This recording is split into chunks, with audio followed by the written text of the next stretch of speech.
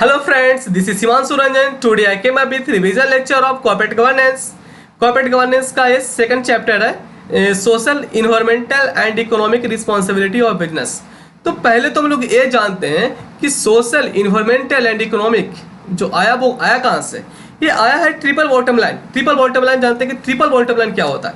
Triple bottom line means PPP, people people जो होते हैं उनसे सोशल निकला, पीपल प्रोसेस सॉरी पीपल से सोशल आया, प्रॉफिट से इकोनॉमिक आया एंड प्लानेट से इन्वायरमेंटल आया। तो triple bottom line means triple P से ये social environmental and economic responsibility of business आया है। कुछ नेशनल वॉलंटरी गाइडलाइंस और सोशल इन्वायरमेंटल एंड इकोनॉमिक्स से दिया हुआ है, वो हम डिस्कस करते हैं। जो नेशनल वॉलंटरी गाइडलाइंस 2001 आया है वो कुछ सेंट्रल गवर्नमेंट इश्यू किए हैं, वो देखते हैं कितना किए हैं। देखिए 9 principle already issued by the central government. और ट्रिपल बॉटम लाइन के जो PPP जो फॉर्म है 3P उसी से सोशल इन्वायरमेंटल एंड इकोनॉमिक आया है। तो फर्स्ट ऑफ ऑल प्रिंसिपल हम लोग डिस्कस करते हैं। फर्स्ट प्रिंसिपल क्या है? Principle 1 is business should conduct and govern themselves with ethics, transparency and accountability. First principle बोलता है business should be conduct and govern themselves with ethics, transparency and accountability। और ये जो एलिमेंट है कोर एलिमेंट आप इसको आप कवर अप कर लीजिएगा, थोड़ा देख लीजिएगा। प्रिंसिपल 2 बोलता है business should provide goods and service that are safe and contribute to sustainability and throughout their life cycle. जो भी बिजनेस जो गुड्स बनाएगा वो मतलब सेफ बनाएगा और क्वालिटी प्रोडक्ट बनाएगा, ये बोलता है। प्रिंसिपल 3 बोलता है business should promote the well being of all employee. Promote करेगा well being of all employee means सभी एम्प्लॉय को समान मीन्स एक समान सैलरी देगा, रेमोनरेशन देगा या प्रीक्विजिट देगा, बोनस देगा, बोलता है सब। फिर प्रिंसिपल 4 बोलता है business should respect the interest of responsive towards all stakeholder. Business सभी स्टेक होल्डर को रिस्पेक्ट के थ्रू देखेगा और सेम जो बेनिफिट होता है वो हर एक को मिलना चाहिए, ये बोलता है। कोर एलिमेंट आप लोग खुद देख लीजिएगा, मैं ओनली मेन पॉइंट जो प्रिंसिपल है वो मैं डिस्कस करता हूँ। प्रिंसिपल 5 बोलता है business should respect and promote human right. Principle 6 बोलता है business should respect, protect and make effort to restore environment. Environments को भी रिस्टोर करेगा, इसलिए तो CSR किया जाता है। प्रिंसिपल 7 बोलता है business when engaged in influencing public and regulating policy should do in responsible manner। Principle 8 बोलता है business should support inclusive growth and equitable development. Principle 9 बोलता है business should engage with and provide value to their customer and consumer responsible manner. हम लोग next बनाते हैं guidance on implementation of principle and core element. देखिए friends, आपको मैं only जो इंपॉर्टेंट लाइन है वो मैं आपको डिस्कस कर लेता हूँ, जिससे क्या होगा कि जल्द से जल्द रिवीजन अप हो जाएगा। क्योंकि फर्स्ट जो पार्ट है ना कॉर्पोरेट गवर्नेंस का वो मैं ऑलरेडी अपलोड कर चुका हूँ और वो बहुत बड़ा वीडियो वो 50 मिनट्स का वीडियो बन चुका है। मैं नहीं चाहता हूँ कि ये भी वीडियो थोड़ा लंबा हो, इसको मैं शॉर्ट वीडियो बनाऊंगा और जिससे कि आप तुरंत रिविजन कर सकते हैं। और इसका जो अंदर का जो पॉइंट है वो खुद आप देख लीजिएगा। Guidance on implementation of principle and core element. पहला इसका बोलता है लीडरशिप, इंटीग्रेशन, इंगेजमेंट, रिपोर्टिंग। अंदर का देख लीजिएगा, याद कर लीजिएगा। फिर बोलता है business responsibility report. Business responsibility report suggested framework. ये जो पार्ट ए है उसमें बोलता है बेसिक इन्फॉर्मेशन के बारे में। पार्ट बी है उसमें बोलता है बेसिक पैरामीटर के बारे में। और जो पार्ट सी है उसमें पार्ट सी में पहले डिस्क्लोजर के बारे में बोलता है। जो पार्ट C1 है, पार्ट C1 डिस्क्लोजर के बारे में बोलता है। और जो पार्ट C2 है वो aimed at increasing the business to continuously improve its performance in the area of business responsibility के बारे में बोलता है। अब रोड अहेड जो कॉर्पोरेट गवर्नेंस है वो कैसे आया, नेशनल वॉलंटरी गाइडलाइंस वो कैसे आया। The first version of national voluntary guidelines on social environmental and economic responsibility of business be release during 2009। जो NVG means national voluntary guidelines है वो सबसे पहले 2009 में आया था and thereafter refined and release during 2011। इसको 2011 में इसको फिर से रिफ्रेश करके लाया गया by ministry of corporate affairs के द्वारा। कहता है कि further the international standard organization ISO issue किया international standard ISO 26000 covering the guidance on social responsibility in July 2011. कहता है कि since that time there have been significant international and national development in their wider sustainable development and business responsibility landscape required to be integrated into NBG the framework to support the integrated. यहाँ पे कुछ खास नहीं है, आप लोग थोड़ा देख लीजिएगा। आप लोग नेक्स्ट पॉइंट में आते हैं।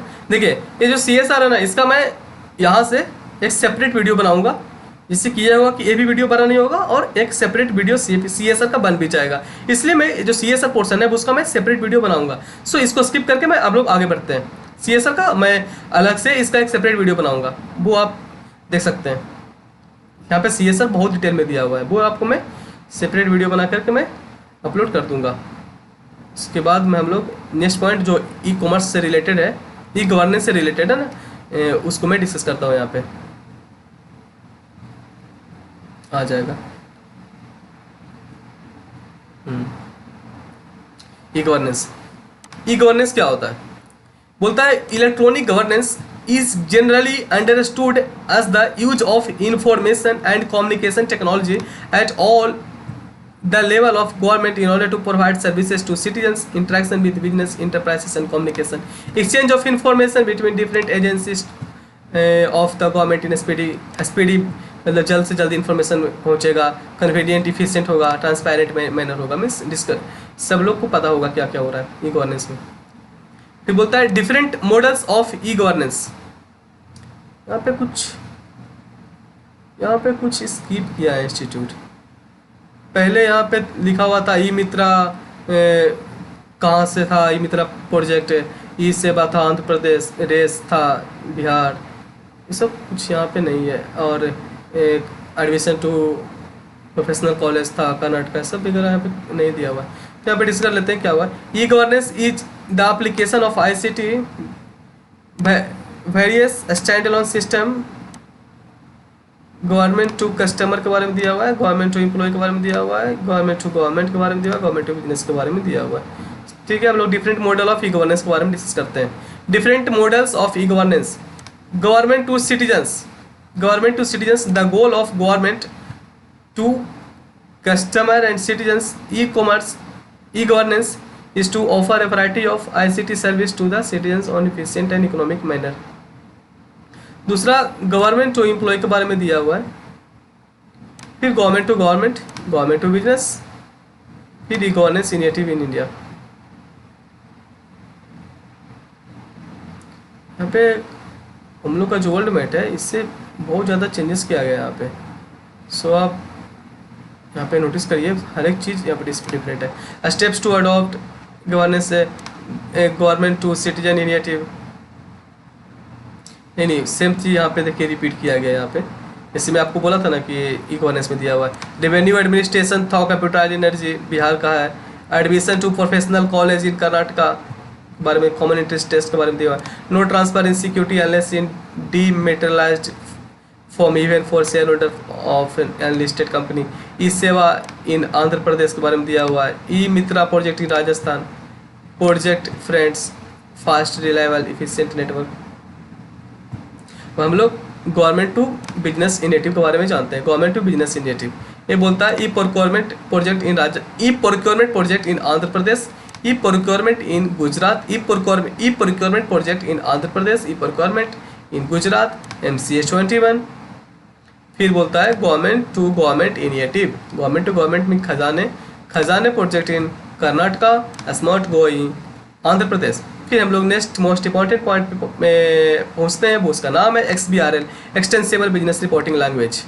XBRL क्या होता है? XBRL is a language for the electronic communication of business and financial data which is revolutionizing business reporting around the world. It provides major benefit in preparation, analysis and communication of business information and it offers cost saving इससे होता है, greater efficiency and improved accuracy होता है, reliability to all those involved in supplying using financial data. XBRL क्या होता है? XBRL stands for Extensible Business Reporting Language.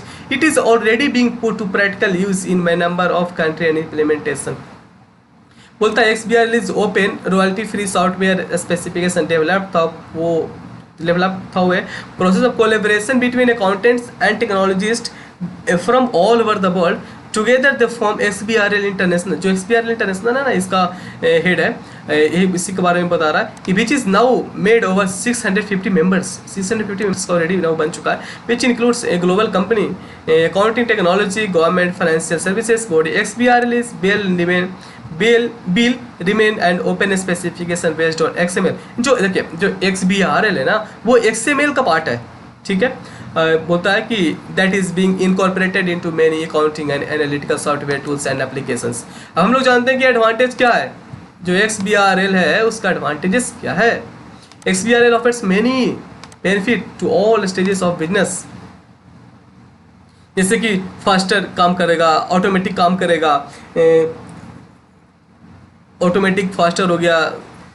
तो यहाँ पे दिया हुआ है, ये यहाँ पे दिया हुआ था। XBRL offers major benefit to all the business reporting analyze. The benefit are seen in automatic काम करेगा, कॉस्ट सेविंग काम करेगा, कॉस्ट सेविंग होगा, फास्टर काम करेगा, मोर रिलायबल होगा, मोर एक्यूरेट होगा, handling data and improved analysis and in better quality of information decision making. SBRL enable producer and consumer of financial data to switch resources। देख लीजिएगा यहाँ पे। फिर status of implementation of XBRL in India. India is now an established jurisdiction of XBRL International, a separate company under Section 25 has been created to manage the operations of XBRL in India. The main objective of XBRL in India, जो XBRL है ना, उसका एक separate company बनाया गया, वो section 25 में दिया हुआ है।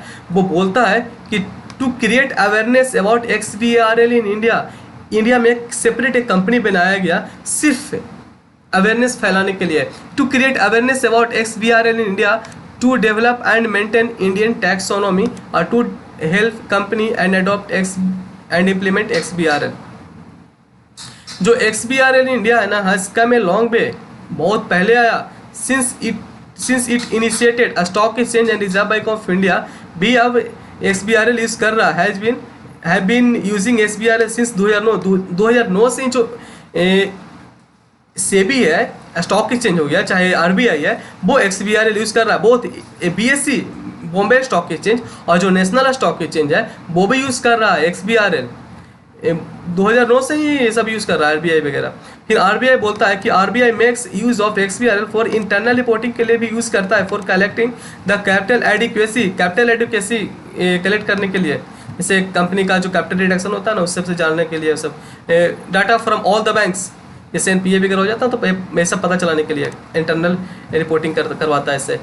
Compliance of Basel 1 Basel 2 requirement, जैसे आप लोग को मैं बता देता हूँ, ये जो बेसल है वो कैपिटल एडिक्वेसी के लिए यूज होता है कंपनी में, बैंक में यूज होता है। और ये बेसल 3 है, 3 बेसल अभी तक आया है। बेसल 1 1988 में आया था, और बेसल 2 और बेसल 3 बेसल्स है, ठीक है।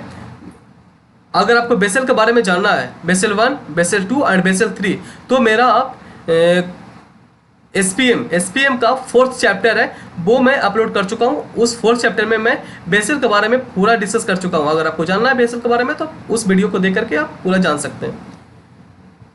अब फिर आप जानते हैं कि XBRL कौन सा कंपनी में जरूरी है। The mandate applies to following companies. XBRL all public listed company में जरूरी है।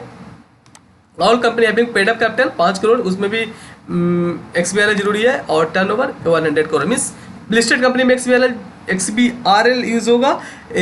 और जिस कंपनी का पेड अप कैपिटल 5 करोड़ से ज़्यादा होना चाहिए और टर्नओवर 100 करोड़ से ज़्यादा होना चाहिए, तो उस कंपनी को XBRL यूज करना पड़ेगा। फिर बोलता है कि all the company that fall under the mandate are required to file with MCA। और MCA को जितना भी कंपनी है ना जो इस प्रोविजन को कंप्लाई करेगा, उसको MCA के पास फाइल करना पड़ेगा इन XBRL फॉर्मेट में। तो जानते हैं कि following information in XBRL format में क्या क्या फाइल करना पड़ेगा। बैलेंस शीट फाइल करना पड़ेगा, PL अकाउंट फाइल करना पड़ेगा, कैश फ्लो फाइल करना पड़ेगा, schedule related to balance sheets and PL account, notes to accounts, statement related to subsidiary company, auditors report, director report and post audit report. जैसे कि section 148 में दिया हुआ है। कॉस्ट ऑडिट रिपोर्ट तो compulsory है कि आपको CBRL फॉर्मेट में ही आपको देना पड़ेगा MCA को। बोलता है कि यहाँ पे कुछ डिफिकल्टी वगैरह यहाँ पे दिया कि in view of the advantage of XBRL reporting now the company need to quick gear up to new reporting challenges. कुछ चैलेंजेस है to gain benefit. Some of the key challenges हम लोग डिस्कस करते हैं। Some of the key challenges that company might encounter.